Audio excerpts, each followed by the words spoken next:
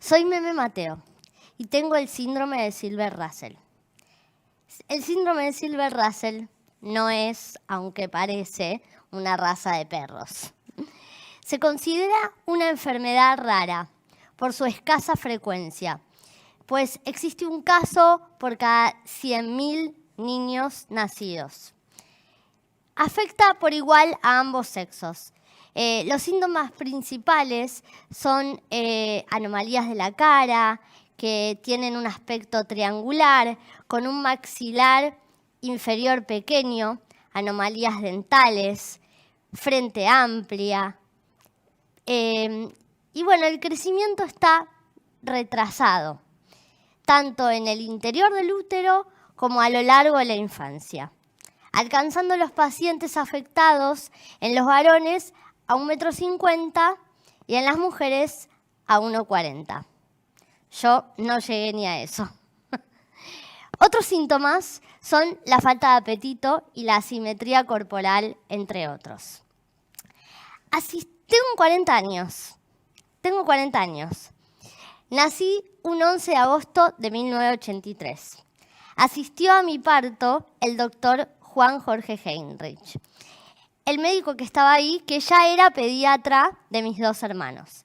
Y de casualidad era especialista en el síndrome. Bueno, si ahora hay muy pocos médicos especialistas en el síndrome, imagínense en esa época, ¿no?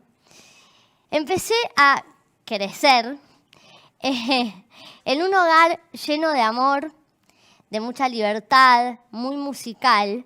Mi abuelo era músico, mi hermano era músico, y claramente ahí empezó mi pasión por el arte.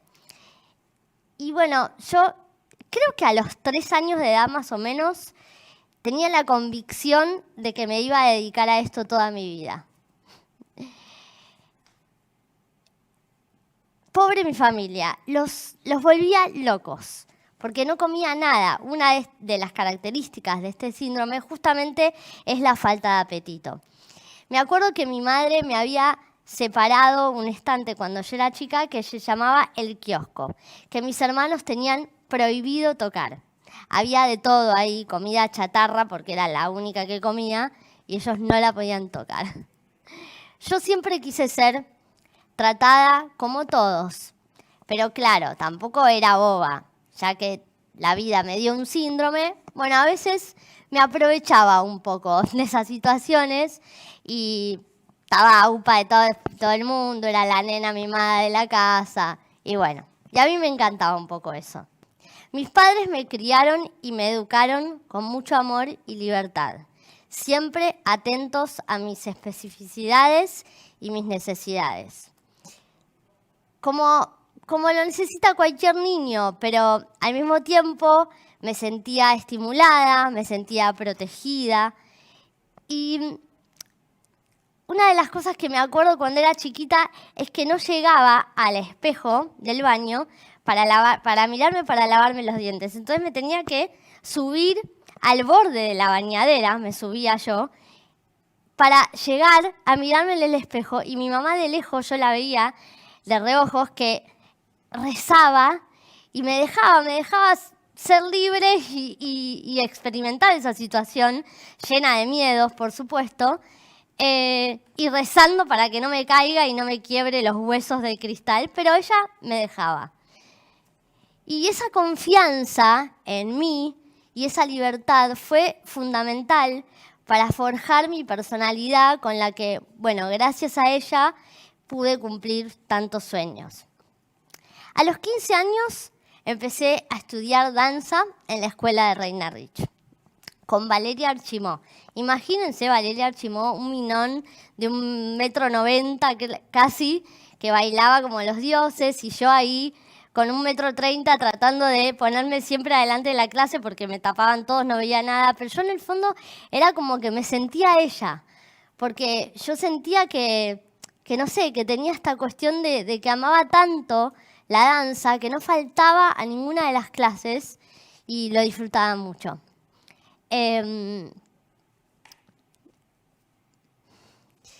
Luego de 5 años, mis curiosidades y mis sueños fueron creciendo. y quise incursionar en teatro también. Entonces justo ahí, Laura Escurra empezó a dar un taller ahí en la Escuela de Reina de teatro. Por supuesto yo me anoté. Y ahí fue cuando dije, wow, yo quiero hacer esto toda mi vida. Y así fue. Terminé anotándome en la carrera de comedia musical, después de eso, en la escuela de Julio Boca. Yo en esa época trabajaba en el Ministerio de Relaciones Exteriores. Me acuerdo, esto es una anécdota que me acuerdo que es maravillosa.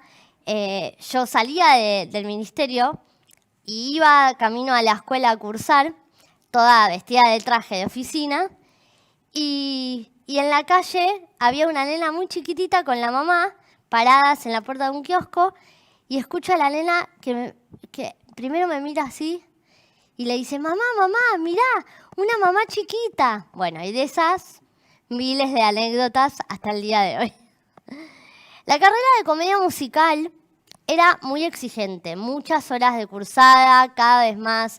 Entonces, cuando íbamos a pasar a tercer año, que ahí la carga horaria aumentaba y se ponía más exigente, me llaman de dirección para hablar conmigo. Yo como una ilusa, con todos mis sueños por cumplir, pensando que a lo mejor me llamaban para ofrecerme un trabajo, pero no.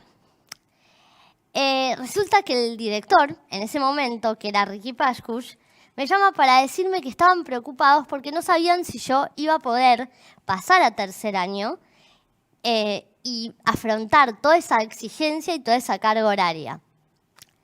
A lo que yo, asombrada, por supuesto, sin negar mis limitaciones, pero le respondí, pero déjenme intentarlo.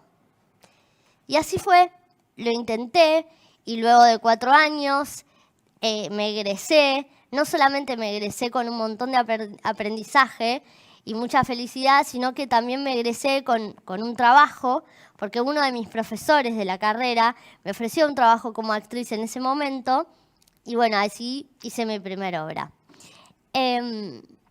Por suerte tuve mucha suerte y mucho privilegio, porque fueron pocas las audiciones que tuve que hacer a lo largo de mi carrera artística, porque me veían en una obra y me llamaban de otra y así sucesivamente. Los que tenemos Silver Russell somos adultos que parecemos niños. Y eso es una ventaja. Entonces, con esa ventaja fue que llegó mi primer trabajo en una obra como Peter Pan, que fue como una obra con una producción enorme en el Teatro Gran Rex. Y ahí sí tuve que audicionar y como necesitaban adultos que parecieran niños, quedé para interpretar a uno de los niños perdidos, que eran como los amigos de Peter Pan. Así fue como llegó a mi vida una obra que estaba predestinada. Otra gran oportunidad llegó cuando, de casualidad, en un ensayo, saliendo de un ensayo, agarro un diario y miro que decía: audición para el Cirque du Soleil. Buscamos artistas de talla baja. Yo sabía que muchas puertas se me iban a cerrar a lo largo de mi carrera, porque por supuesto conocía mis limitaciones y yo sabía que no podía audicionar para Chicago, por ejemplo. Pero así como pasaban esas cosas, también pasaban estas, como el Cirque du Soleil, y es lo que también yo a veces me quedo pensando, que siempre les aconsejo a los padres de los niños que tienen el síndrome, que estén atentos a las necesidades de sus hijos, ¿no? Y de las posibilidades de alguien con una EPOF. Luego de audicionar más de una semana, 8 horas por día para el Cirque du Soleil, finalmente quedamos 4 personas, entre más de 2.000 personas que se presentaron en el casting. Yo terminé siendo una de esas 4, sin poder creer que eso alguna vez me iba a pasar, la verdad. Pero no todo es color de rosa. Nosotros 4, cuando quedamos, nos daban un papel que decía: cuando se necesite un talento como el tuyo, te vamos a llamar. Y yo había quedado específicamente en un espectáculo del Cirque du Soleil que se llamaba sorteo. Pero en ese momento, para ese personaje, ya había una actriz interpretando ese personaje y a mí varios años después me dijeron, bueno, si la actriz se baja, te vamos a llamar. Eso nunca pasó. Nunca pasó. Es decir, no tuve una historia de cuento de hadas, no tengo una EPOF y todo salió bien. Tengo 1.000.000 de frustraciones, como todos, y hay cosas que me duelen y hay cosas que no puedo hacer. Pero bueno, como todos. Pero más allá de eso, que es parte de la vida, siempre cuando me preguntan, ¿vos cambiarías algo? Y la verdad, mi respuesta es no. Un contundente no, porque yo nacería igual, con el mismo síndrome. Y bueno, la vida me ha dado posibilidades maravillosas. Entonces, obviamente que gracias a una enseñanza y una hermosa enseñanza y un hermoso hogar familiar, pude aprovechar de la mejor de las maneras. Y bueno, ya hace varios años atrás también intenté hacer algo con todo lo maravilloso que me pasó en la vida y que me pasa. Y averigüé para crear una ONG, una fundación del síndrome acá en la Argentina. No lo pude lograr porque en nuestro país es muy difícil armar una ONG y también me costó porque, bueno, nuestras realidades eran muy diferentes. Más allá del síndrome de Silver-Russell, más allá de la EPOF, conectando con la experiencia humana, yo necesité muchas cosas, necesité estímulos, necesité contención, pero sobre todo necesito que me dejen intentarlo.